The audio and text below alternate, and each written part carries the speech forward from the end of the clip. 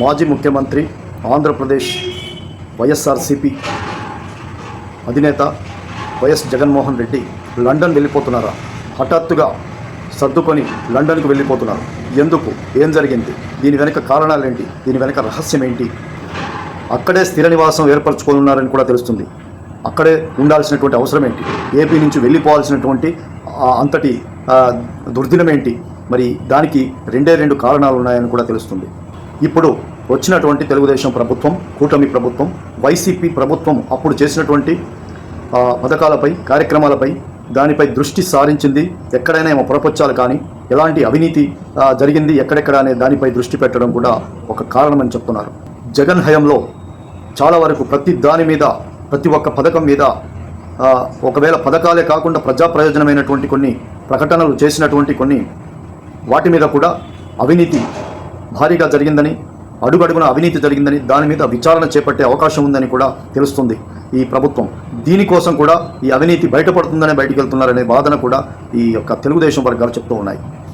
దీన్ని కారణంగా వైసీపీ నాయకులపై, ముఖ్యంగా జగన్పై కూడా విచారణ ప్రారంభించే అవకాశం, విచారణ చేపట్టడానికి పిటిషన్ వేసి, ప్రభుత్వం తరఫున పిటిషన్ కూడా కోర్టులో వేసే అవకాశం ఉందని కూడా తెలుస్తుంది.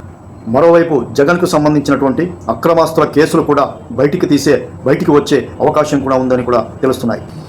దీనికి తోడు జగన్ బాబాయ్ కేసు కూడా బయటికి వస్తున్నట్టు, ఆ కేసును కూడా వెలికి తీస్తున్నట్టు, కేసును వెతికి తీస్తున్నట్టు, కొడుకే జగన్ సేఫ్ జోన్లోకి వెళ్ళడానికే లండన్కు వెళ్తున్నాడు అని కొంతమంది చెప్తున్నారు. లండన్కు వెళ్ళి అక్కడే స్థిరపడబోతున్నాడు అని కొంతమంది. అసలు ఇక్కడి నుంచి అన్నీ సర్దుకొని అసలు ప్రత్యేక విమానం కట్టుకొని లండన్కి వెళ్ళి అక్కడే స్థిరపడనున్నాడని కొంతమంది చెప్తున్నారు. మరి ఇది ఎంతవరకు నిజం? ఇది తన సంబంధించినటువంటి శత్రువర్గం యొక్క ప్రచారమా, లేకపోతే ఇది మీడియా వర్గం సృష్టించేటువంటి ప్రచారమా, లేదంటే ఆయన జస్ట్ ట్రిప్ కోసం వెళ్తున్నారా అని తెలియాల్సిన పరిస్థితి అయితే ఉన్నది.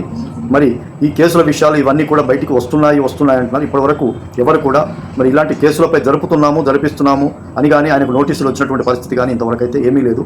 మరి తర్వాత ఈ ప్రచారాలు నిజమవుతాయా, అబద్ధమవుతాయా, మనమంతా కూడా వేచి చూడాల్సిందే.